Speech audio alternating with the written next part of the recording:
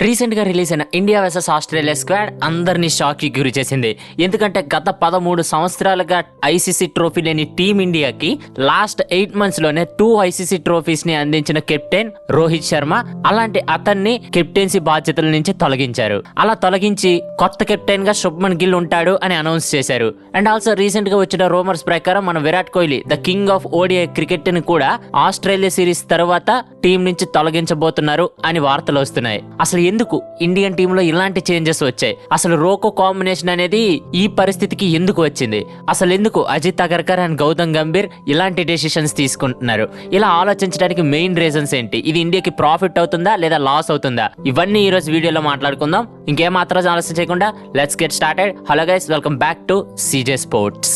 Rohit Sharma and Virat Kohli వాళ్ళిద్దరి legacy గురించి నేను ప్రత్యేకంగా చెప్పనవసరం లేదు. వాళ్ళిద్దరూ ఎన్నో ఇయర్స్ గా మన టీమిండియా తరపున ఆడి ఎన్నో విజయాలను అందించారు. ఎన్నో క్రూషియల్ మ్యాచెస్ లో ఇండియాకి మెయిన్ పిల్లర్స్ లా నిలిచారు. మన టీమిండియా వరల్డ్ క్రికెట్ లోనే one of the best team గా ఉంది అంటే దానికి వాళ్ళ ఇద్దరే అసలైన కారణం. దీంట్లో ఎలాంటి సందేహం లేదు. కానీ ఇప్పుడు వాళ్ళ ఫ్యాన్స్ ముఖంలో ఒక క్వశ్చన్ మార్క్ ఉంది. అదేంటి అంటే వాళ్ళిద్దరూ 2027 వరల్డ్ కప్ ఆడుతారా లేకపోతే అంతలోపే రిటైర్ ఇచ్చేస్తారా అని.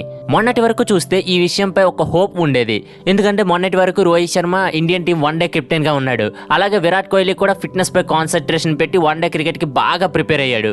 కానీ ఎప్పుడైతే India versus Australia ODI squad release అయిందో అప్పటి నుంచే ఈ క్వశ్చన్ మార్క్ స్టార్ట్ అయ్యింది. వాళ్ళిద్దరూ 2027 వరల్డ్ కప్ వరకు ఆడతారా లేదా అని. అసలు ఇలా ఎందుకు క్వశ్చన్స్ వస్తున్నాయి? దీనికి రీజన్స్ వచ్చేసి రోహిత్ శర్మను కెప్టెన్సీ నుంచి తొలగించడం, అలానే రీసెంట్ గా జరిగిన ప్రెస్ కాన్ఫరెన్స్ లో అజిత్ అగర్కర్ చెప్పిన statements. Rohit Sharma and Virat Kohli was not sure about the 2027 world cup అని అన్నారు. మెయిన్లీ రోహిత్ శర్మ గురించి మాట్లాడుకుంటే ఒక GOAT player, greatest of all time. అతను మించిన హిట్టర్ మన టీమిండియాకి ఇకపై దొరకకపోవచ్చు. టీమిండియాకి ఎన్నో విజయాలు అందించాడు.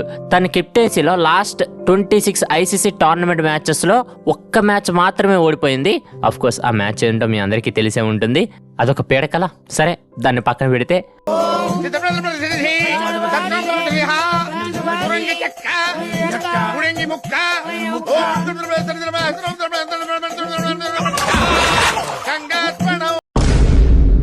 రోహిత్ శర్మ ఎంత బాగా కెప్టెన్సీ చేశాడు అన్నదానికి ఇదే నిదర్శనం.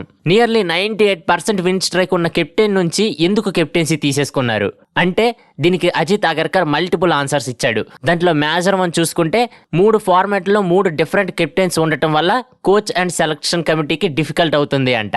అంటే ఈ ఇయర్ అంతా ఇండియాకి 3 ఫార్మాట్స్లో ఒకలే కదా కెప్టెన్ ఉన్నారు. అంటే ఓడిఐలో రోహిత్ శర్మ, టెస్ట్లో శుభ్మన్ గిల్ అండ్ T20లో సూర్యకుమార్ యాదవ్, వీళ్ళు ముగ్గురు ఒకటే కదా.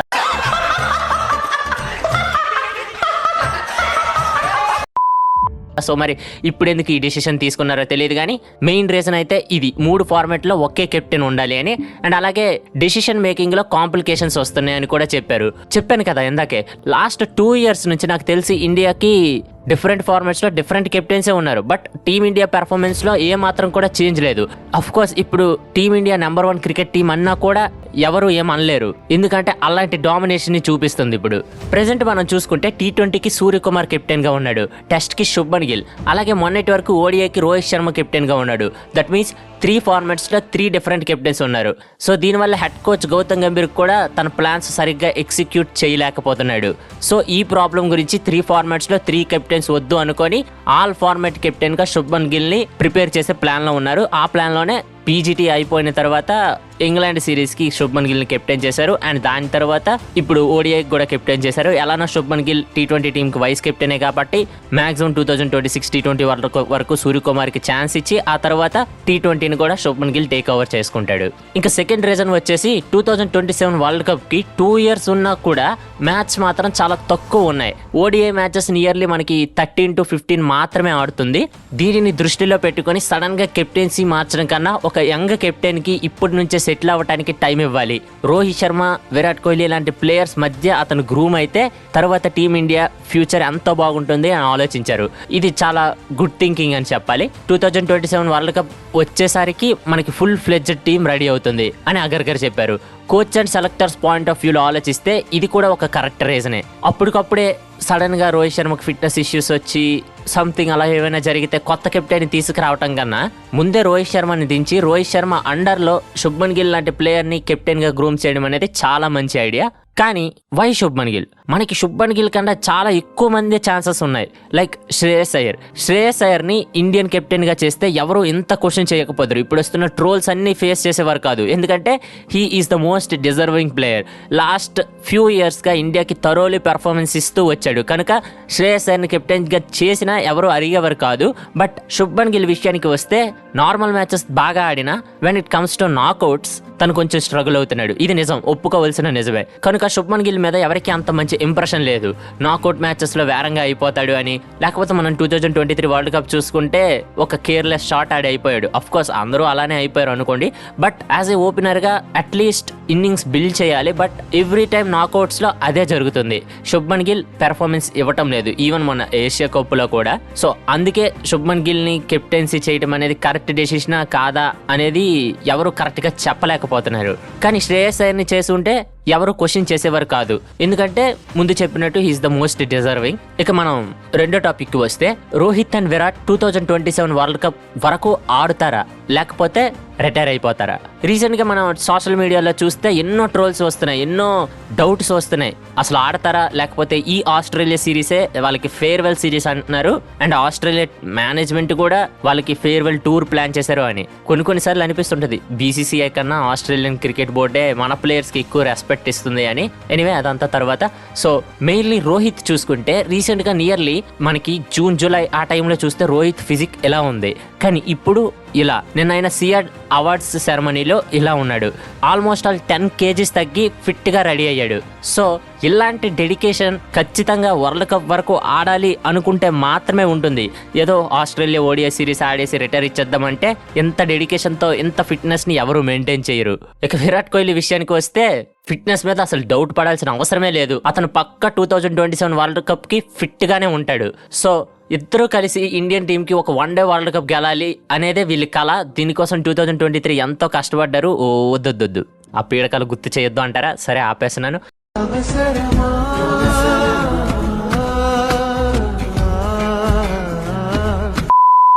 కానీ ఇప్పుడు చూసుకుంటే, ఇప్పుడున్న పరిస్థితులు బట్టి చూసుకుంటే వీరి కళ నెరవేరుతుందా అంటే కొంచెం డౌట్ అనే చెప్పాలి. ఎందుకంటే వీళ్ళని తీయని అవసరం లేదు. టీంలో వీళ్ళని ఏమైనా తక్కువ చేస్తున్నట్టు అనిపిస్తే వీళ్ళే తప్పుకుంటారు. అది మనం టెస్ట్ క్రికెట్ లో ఆల్రెడీ చూసాం.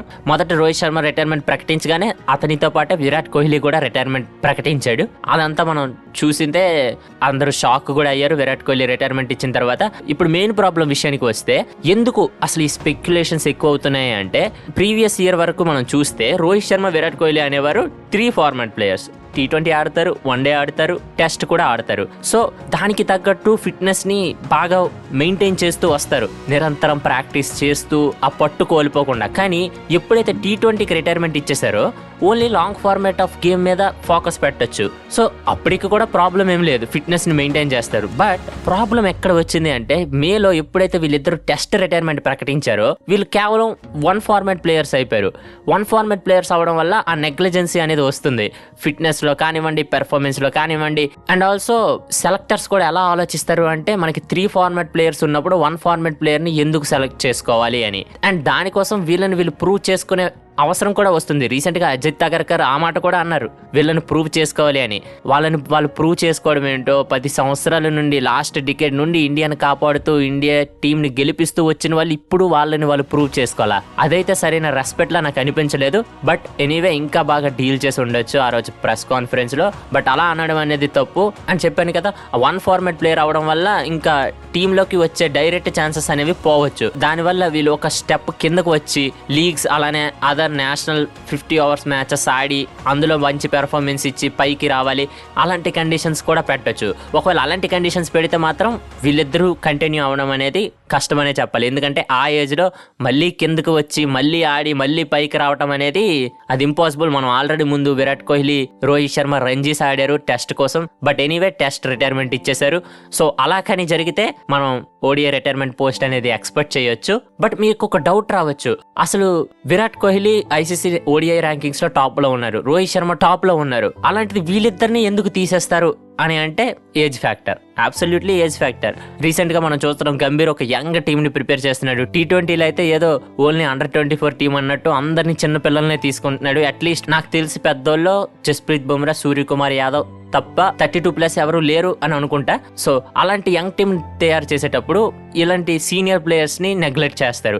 సో అది జరగకూడదు. అండ్ ఆల్సో మనం ఇంకొక ప్లేయర్ ని చూస్తే జడేజా కూడా టీంలోని ఇంక్లూడ్ చేయలేదు. దానికి రీజన్ ఫిట్నెస్. కానీ రోహిత్ అండ్ విరాట్ కోహ్లీకి ఉన్న ఫ్యాన్ బేస్ జడేజాకి లేకపోవడం వల్ల వాళ్ళని ఎవరు క్వశ్చన్ చేయడం లేదు. కానీ రోహిత్ శర్మ అండ్ విరాట్ కోహ్లీ విషయానికి వస్తే వాళ్ళిద్దరూ టీంలో కొనసాగాలి అంటే వాళ్ళు ఖచ్చితంగా ఈ ఆస్ట్రేలియా సిరీస్ అనేది ఎంతో ముఖ్యమవుతుంది. వాళ్ళిద్దరూ వాళ్ళ స్ట్రెంత్ ఏంటి అని ముందు ఎన్నోసార్లు వాళ్ళు ప్రూవ్ చేసుకున్నారు. కానీ అది మ్యాటర్ కాదు. ఇప్పుడు తరువాత రాబోయే ఆస్ట్రేలియా సిరీస్ అనేది చాలా మ్యాటర్ అవ్వబోతుంది. వాళ్ళ ఫామ్ కి కానీ వాళ్ళ ఈ ఇండియన్ టీంలో వాళ్ళ కంటిన్యూషన్ కి కానీ అందులో బాగా పెర్ఫామ్ చేస్తే షోర్లీ సెలెక్టర్స్ అక్కడ విరాట్ కోహ్లీ, రోహిత్ శర్మతో ముందుకు వెళ్తారు. ఒకవేళ ఏమైనా పెర్ఫార్మెన్స్ చేయకపోతే రోహిత్ శర్మకి రీప్లేస్మెంట్ గా అభిషేక్ శర్మ రెడీగా ఉన్నాడు, విరాట్ కోహ్లీకి రీప్లేస్మెంట్ గా తిలక్ వర్మ రెడీగా ఉన్నారు. అది ఆలోచిస్తుంటేనే ఏదోలా ఉంది కదా విరాట్ కోహ్లీ, రోహిత్ శర్మ రీప్లేస్మెంట్ అంటే.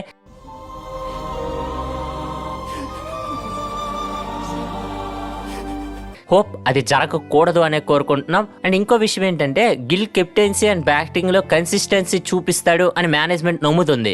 బట్ ఎవరినైనా కెప్టెన్ చేయాలి అంటే ఒక టైం రావాలి. బట్ ఇందులో అలా టైం లేకుండా గిల్ ని పుష్ చేస్తున్నారేమో అని అనిపిస్తుంది. ఎందుకంటే విరాట్ కోహ్లీకి ఓడిఐ కెప్టెన్సీ తీసుకునే ముందు టెస్ట్ కెప్టెన్సీ ఇచ్చి అతన్ని టెస్ట్ చేశారు. ఆల్మోస్ట్ ఆల్ ఒక ఇయర్ పాటు టెస్ట్ చేసి తర్వాత ఓడిఐ కెప్టెన్సీ ఇచ్చారు. బట్ గిల్లకి అలా కాదు, జూన్లోనే టెస్ట్ కెప్టెన్సీ ఇచ్చి ఇక్కడే ఓడిఐ కెప్టెన్సీ జస్ట్ 4 months స్పాన్లో 2 ఫార్మాట్లకి ఫుల్ టైం కెప్టెన్గా చేశారు. సో అది ఏమైనా అతని మీద ఆ ప్రెషర్ని తీసుకొస్తుందా? తీసుకురాకూడదు అనే కోరుకుందాం. తీసుకొస్తే మాత్రం టీమిండియాకి కొంచెం కష్టమే అవుతుంది. ఎనీవే మన కెప్టెన్ ఎవరైనా మనం ఫుల్ సపోర్ట్ మాత్రం టీమిండియాకి ఉండాలి. అక్కడ ప్లేయర్ ఎవరు, కెప్టెన్ ఎవరు, వైస్ కెప్టెన్ ఎవరు అనేది మ్యాటర్ కాదు. అక్కడ ఆడుతుంది మన ఇండియా. మన ఇండియా ఆడుతుంది అంటే మనం సపోర్ట్ చేయాలి. అది ఇన్ని సంవత్సరాలు చేస్తూనే వచ్చాం, ఇకపై కూడా చేస్తూనే ఉండాలి. బట్ ఒక్క విషయం ఏంటంటే ఏమో మనం చెప్పలేం, రోహిత్ శర్మ అండ్ విరాట్ కోహ్లీకి ఇదే లాస్ట్ ఓడిఐ సిరీస్ కూడా కావచ్చు. ఫ్యూచర్ ని మనం ప్రిడిక్ట్ చేయలేం. విరాట్ కోహ్లీ టెస్ట్ జర్నీని ఎలాగైతే ఎవరు ప్రిడిక్ట్ చేయలేదో, ఎలాగైతే అతను సడన్ గా ఆ రోజు పొద్దున్న అలాంటి పోస్ట్ పెడతారు అని ఎవ్వరూ ఎక్స్పెక్ట్ చేయలేదో, ఈ ఓడిఐ ఫార్మాట్ ని కూడా అలా మనం ప్రిడిక్ట్ చేయలేం. సో ఎంజాయ్ చేయండి. ఫ్యామిలీ అంతా కలిపి ఒక దగ్గర కూర్చొని రోకో కాంబినేషన్ లో ఉన్న ఈ 3 ఓడిఐ మ్యాచెస్ ని చూడండి.